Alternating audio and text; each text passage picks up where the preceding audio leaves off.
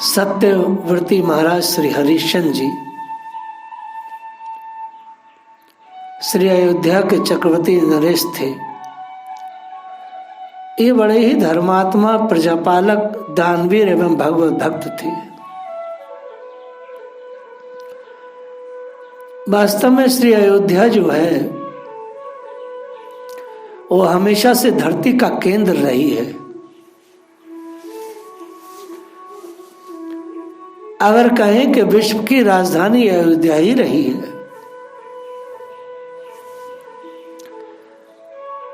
क्योंकि श्री अयोध्या में सत्य है और सत्य से ही धरती का पोषण होता है।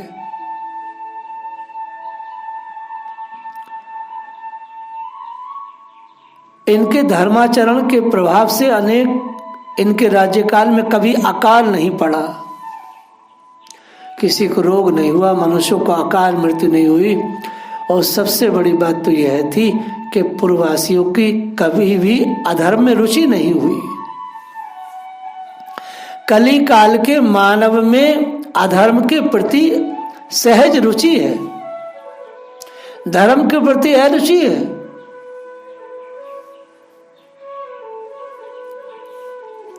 एक बार महाभाव राजा हरिश्चंद्र जंगल में शिकार खेलने गए थे। वहां उनको कुछ स्त्रियों की कातर वाणी सुनाई पड़ी।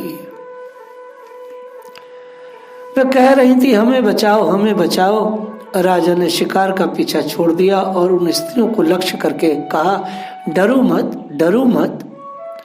कौन ऐसा दुष्ट बुद्धि वाला है जो मेरे राज्य में इस प्रकार का अन्याय कर रहा है? बात यह थी कि भक्त महर्षि विश्वामित्र समस्त विद्याओं को वश में करने का साधन कर रहे थे, परंतु वे वश में होना नहीं चाहती थी। अतः मूर्तिमती होकर क्रदन कर रही थी।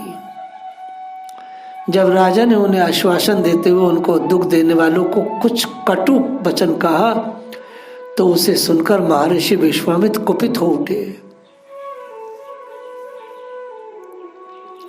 उनके मन में क्रोध का उदय होते ही साधन में त्रुटि आ जाने में सभी विद्याएं अंतर्ध्यान हो गई। श्री हरिश्चंद्र जी कुपित महामुनि को देखकर कांप गए। विनय पूर्वक मुनि को प्रणाम कर बोले, भगवान, मैंने राज धर्म का पालन किया है, इसे अपराध मानकर आप कुपित न हो। धर्मज्ञ राजा को उचित है कि श्रेष्ठ ब्राह्मणों को तथा जिनकी जीविका नष्ट हो गई है उन्हें दान दे और भयभीत प्राणियों की रक्षा करे और शत्रु के साथ युद्ध करे।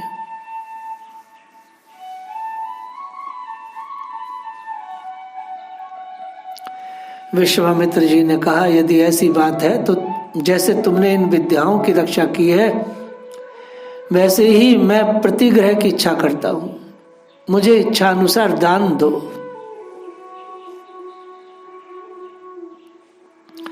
राजा ने सहर्ष वचनबद्ध होने पर मुनि ने राजा के शरीर, स्त्री और पुत्र को छोड़कर सर्वस्व मांग लिया। राजा ने सहर्ष दे दिया। पुनः सर्वस्व दान की पूर्णता के लिए दक्षिणा रूप में प्रचुर स्वर्ण राशि मांगी। वस्त्राभूषणों को उतारकर केवल एक वस्त्र धारण कर राज्य से निकल जाने को कहा। राजा ने दक्षिणा की रकम को चुकता करने के लिए 1 महीने का अवकाश मांगा। अपनी पत्नी शिव या पुत्र रोहित को साथ लेकर नगर से निकल पड़े। प्रजा में हाहाकार मच गया। प्रजा को सांत्वना देने के लिए महाराज तनिक रुके।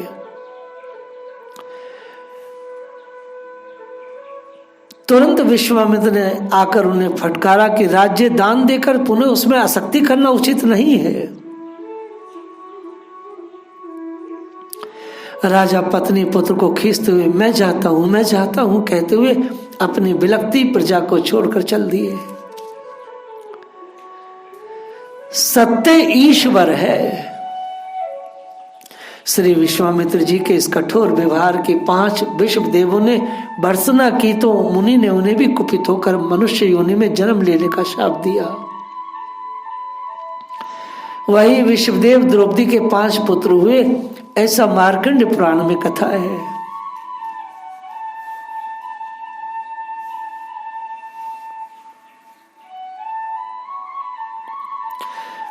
कथा सत्य को स्थापित करने के लिए है।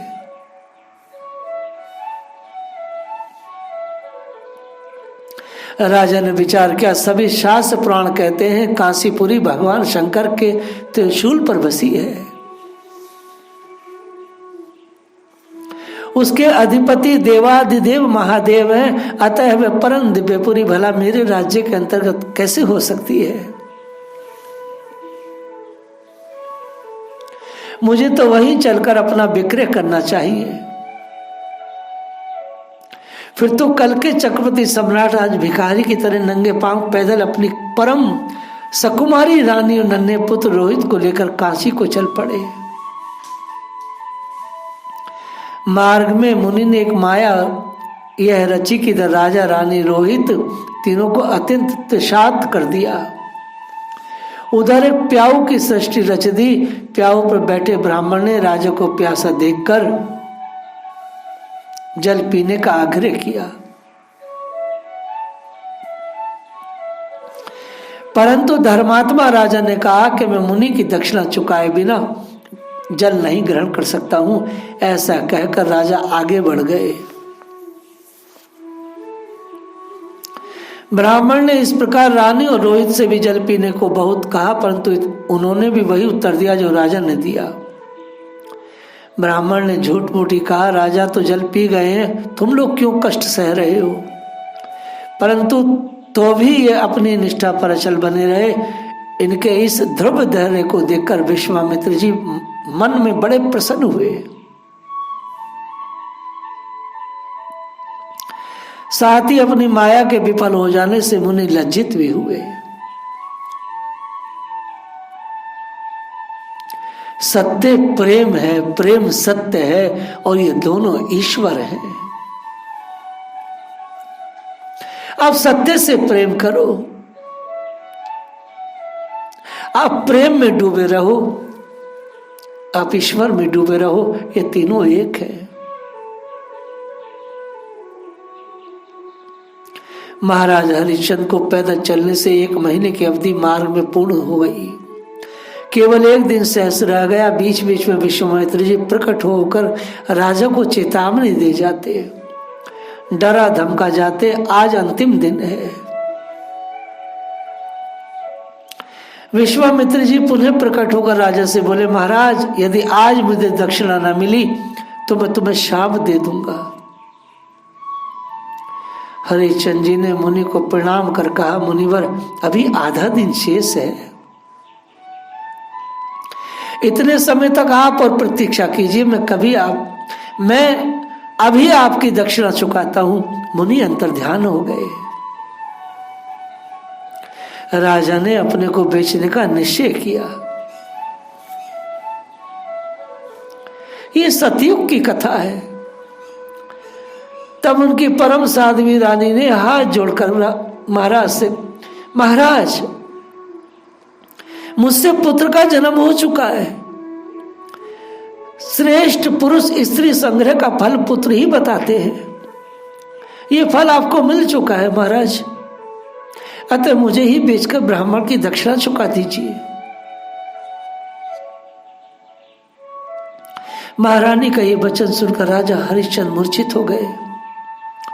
पुनः होश आने पर विलाप करने लगे। असह्य दुख के कारण पुनः मूर्छित हो गए। पति की दुर्अवस्था को देखकर रानी शिव्या भी मूर्छित हो गई। इसी बीच विश्वामित्र जी फिर प्रकट हो गए। जल का छींटा देकर राजा रानी को चैतन्य कर बोले, राजेंद्र सत्य से ही सूरज तप रहा है, सत्य पर ही पृथ्वी टिकी है। सत्य भाषण सबसे बड़ा धर्म है, अतः तुम अपने सत्य का शीघ्र पालन करो। देखो ये सूर्यास्त का समय होने वाला है। ये कथा बड़ी रसमय है। इसमें बड़ा प्रेम है। परमात्मा सत्य स्वरूप है। ये अयोध्या के जितने राजा हुए ये सत्य स्वरूप ही है। अयोध्या धरती का केंद्र है। एक से एक राजा, उधर पत्नी का आग्रह, इधर विश्वामित्र जी की कड़ी चेतावनी। राजा ने विवश होकर व्याकुल चित्त से नगर में जाकर नेत्रों में आंसू भरे हुए गदगद कंठ से पत्नी को बेचने की आवाज लगाई। कहां लगाई?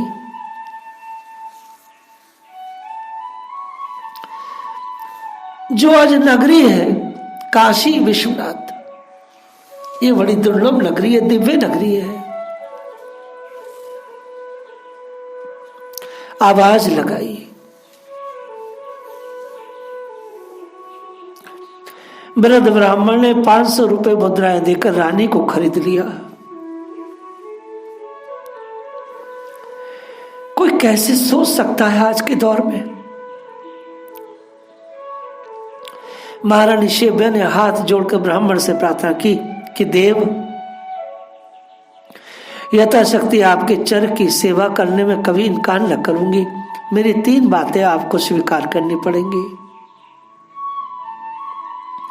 एक तो यह है कि मैं कभी भी परपुरुष से भाषण नहीं करूंगी। दूसरी है कि झूठा नहीं खाऊंगी। और तीसरी है कि सेवा के अतिरिक्त मैं एकांत में वास करूंगी।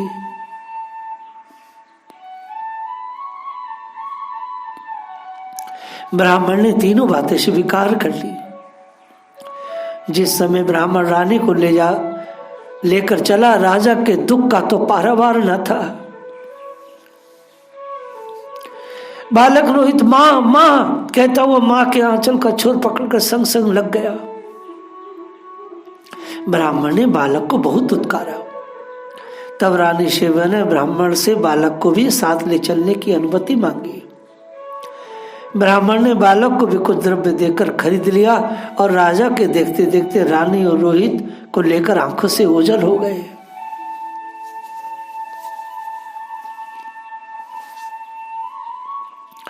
राजा दुख से अत्यंत कातर हो रहे थे। तब तक विश्वामित्र जी आधम के राजा ने प्राप्त धन मुनि के हवाले किया और शेष के लिए कुछ काल प्रतीक्षा की प्रार्थना की। राजा ने अपने को बेचने की आवाज लगी। उसी समय धर्म चंडाल का रूप धारण कर राजा के सम्मुख प्रस्तुत हुए और अभिषिक्त धन और देकर राजा को खरीदने के लिए तैयार हो गए। ये चंडाल कोई और नहीं थे, धर्मराज थे।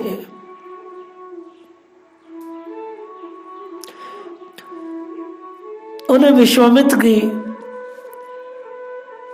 अब बात यह हुई कि राजा कृत्य विमूढ़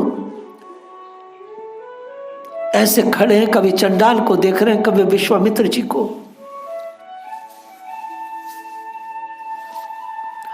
उन्होंने विचार किया कि विश्वामित्र की शापाग्नि से जल मरना श्रेय कर प्रतीत हुआ, परंतु चंडाल की अधीनता अच्छी नहीं लगी। चंडाल का संग नहीं करना चाहिए, उसे सब कुछ नष्ट हो जाता है। श्राप मिले सो मिले, लेकिन चंडाल का संग कभी ना हो। राजा सोच ही रहे थे कि किम करोमि कब गच्छामि। तब विश्वामित्र जी क्रोध से आंखें लाल लाल किए हुए आ पहुंचे। आते शाप की धमकी दिए। श्री हरिश्चंद्र जी ने कहा, मुनि श्रेष्ठ, आप मुझ पर कृपा करें। चंडाल का संपर्क बड़ा निंदनीय है। शेष धन के बदले में आपका ही सब कार्य करने वाला, आपके अधीन रहने वाला तथा आपकी इच्छा अनुसार चलने वाला दास बनकर रहूंगा। विश्वामित्र ने कहा, यदि तुम मेरे दास हो तो मैंने 1 अरब स्वर्ण मुद्रा देकर तुम्हें चंडाल को दे दिया। अब तुम उसके दास हो गए। चंडाल ने मुनि को धन देकर राजा को अपना अधीन कर लिया। ये कथा मार्कंडेय पुराण में बड़े विस्तार से है।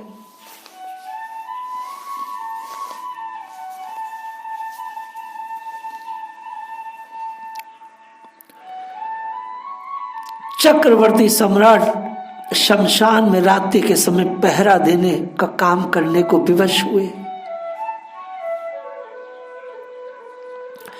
वे रात दिन लाठी लिए मरघट पर शबदाह करने वालों से कर वसूल करते। महारानी शिव्या जिनकी अयोध्या में सैकड़ों दासियां सेवा करती, ब्राह्मण के यहाँ झाड़ू देना, घर लीपना, जल भरना, छोटे बड़े काम करने पर विवश हुई।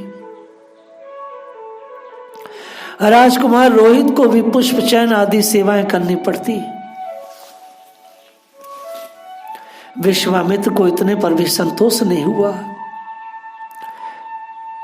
विश्राम सागर में आया है कि चंडाल के आगे से राजा हरिश्चंद्र कई नांदों में जल भी भरते थे और विश्वामित्र क्या करते, आकर उन नांदों को फोड़ देते, जल बह जाता और चंडालनी महाराज हरिश्चंद्र से बहुत झगड़ते, तिरस्कार करते।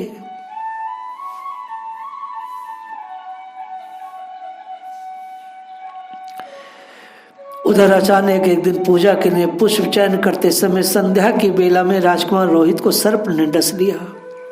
यह भी मुनि की माया थी। बालक का तत्काल प्राणांत हो गया।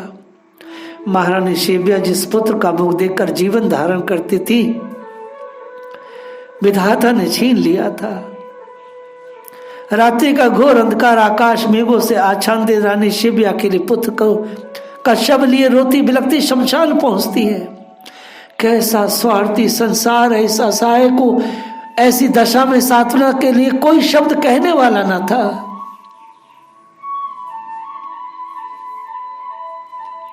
बहुत प्रार्थना करने पर भी ब्राह्मण ने भी शव को अपने यहाँ रखने के लिए मना कर दिया। रानी विवश थी रात को शमशान जाने के लिए। महाभीवस्त भयानक शमशान भूमि। पुत्र के शव को छाती से चिपटाए रानी शिव्या। किसी स्त्री का रुदन सुनकर हरिश्चंद्र जी आप पहुंचे, बोले शमशान के स्वामी का कर पहले ले दो, तब कुछ यहां करना। इसी बीच बिजली चमकी। राजा की दृष्टि माता की गोद में पड़े मृत बालक पर पड़ी। अपने लाडले प्यारे रोहित को याद आई और कुछ अनिष्ट भी हुआ। रानी के विलाप करते हुए पुत्र रोहित और पति अयोध्या नरेश महाराज हरिश्चंद्र का नाम लिया, जिसे सुनकर राजा के ऊपर मानो वज्रपात हो गया। क्योंकि मुर्दे का जब कुछ होता है तो नाम लिया जाता, कहाँ के हो, कैसे हो, कौन नगर के हो। पुत्र पत्नी की यह गति देखकर दुख से अत्यंत संतप्त राजा हरिश्चंद्र रोते रोते मूर्छित हो गए।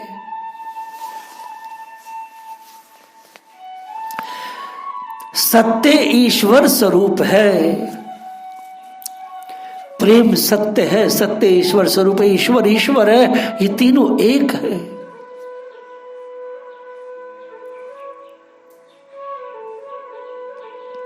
होश आने पर हरिश्चंद्र जी ने कहा, देवी स्वामी की आज्ञा है कि बिना कर दिए शब्दहा या प्रभा ना करें, अतः तुम अपने धर्म का पालन करो, मुझे भी धर्म पर स्थित रहने में सहयोग दो। जिस धर्म के लिए हमने अपना सब प्रकार के संकट स्वीकार किए हैं, उसकी तनिक से मोह बस उपेक्षा नहीं होनी चाहिए। देवी सत्य के लिए जीवन है। परम सती महारानी शिव्या जिन्होंने सदा सर्वदा पति के धर्म पालन में सहयोग दिया, भला आज वह कैसे पति के वचनों का आदर न करती।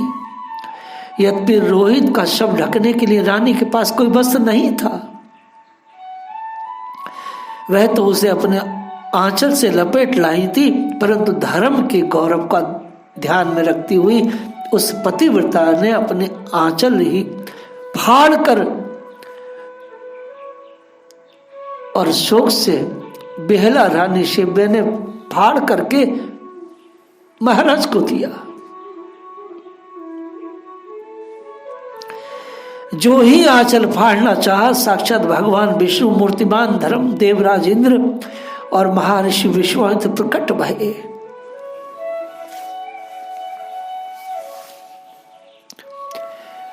प्रेम सत्य का मार्ग है,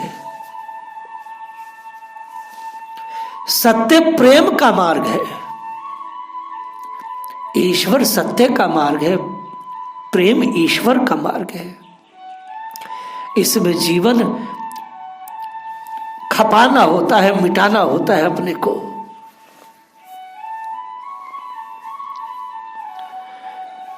देवराज इंद्र ने प्रार्थना किया, महाभाग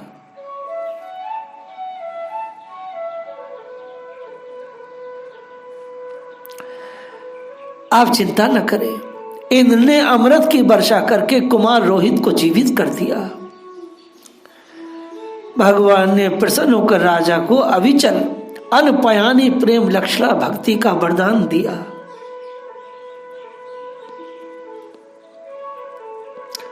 देवराज इंद्र ने प्रार्थना किया, महाभाग आप अपनी पत्नी पुत्र से शरीर स्वर्ग को चले।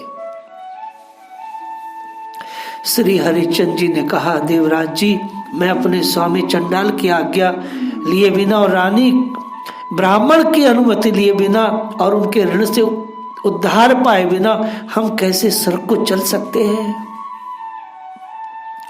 धर्म बोले, राजन तुम्हारे इस भावी संकट को जानकर मैंने ही माया से अपने को चंडाल रूप में प्रकट किया था। धर्म का दास दूसरा किसी का दास नहीं बन सकता। विश्वामित्र जी ने कहा, महाराज एक रूप से ब्राह्मण मैं ही बना था, आप खेद नहीं करना।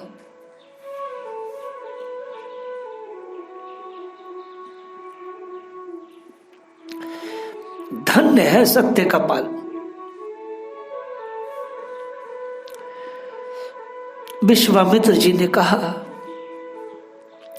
इस कठोर परीक्षा से आपका सुयश अत्यंत उज्ज्वलतम हो गया। आप अक्षय काल तक दिव्य धाम का सुख भोगोगे। इंद्र ने पुनः स्वर्ग चलने वाली बात दोहराई। प्रजावत्सल राजा हरिश्चंद्र ने अपनी पुत्रवत प्यारी प्रजा को छोड़कर स्वर्ग जाना नहीं स्वीकार किया।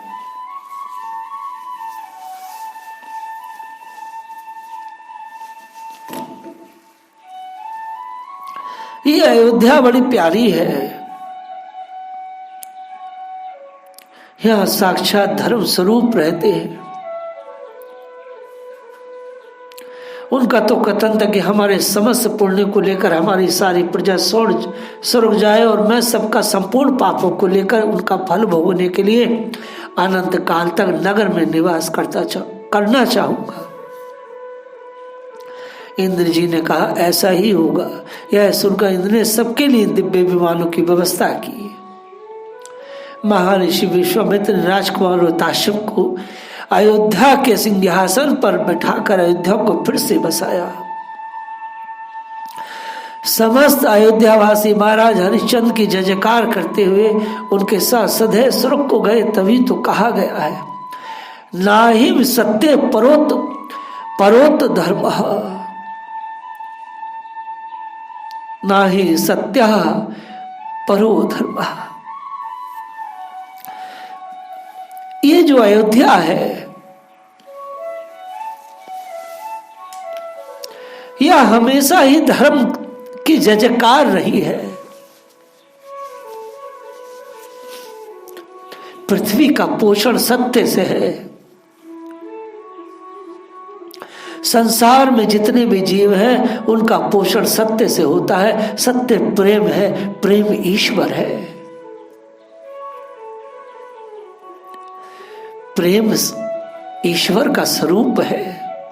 संसार में जहां भी प्रेम की बूंदें हैं वह तो ईश्वर का ही स्वरूप है। वो तो ईश्वर की बूंदें हैं, छटकी हुई है। संसार का प्रत्येक मानव, प्रत्येक जीव, ब्रह्मा से लेके काकरोच, चींटी, चूटा, सांप, बिच्छू, सब कौन नहीं है जो प्रेम नहीं चाहता है। आप सांप से भी खेलेंगे, सांप को पकड़ते सांप भी जान जाता है मुझे मारेगा नहीं, प्रेम कर रहा है। सांप स्पर्श से समझ जाता है कि प्रेम कर रहा है कि मारेगा। स्वभाव अलग है, जीव का स्वभाव नहीं बदलता है, लेकिन प्रेम तो अक्षुण रहता है। प्रेम तो शाश्वत है। प्रेम कभी मरता नहीं, उसे कोई मिटा नहीं सकता। उसमें कोई कड़वापन नहीं ला सकता, उसमें कोई जहर नहीं ला सकता। प्रेम में कैसे कोई विष मिला सकता है? वह तो अमृत की बूंदें हैं, वह तो सत्य की बूंदें हैं, वह तो ईश्वर की बूंद है, वो तो ईश्वर का स्वरूप है।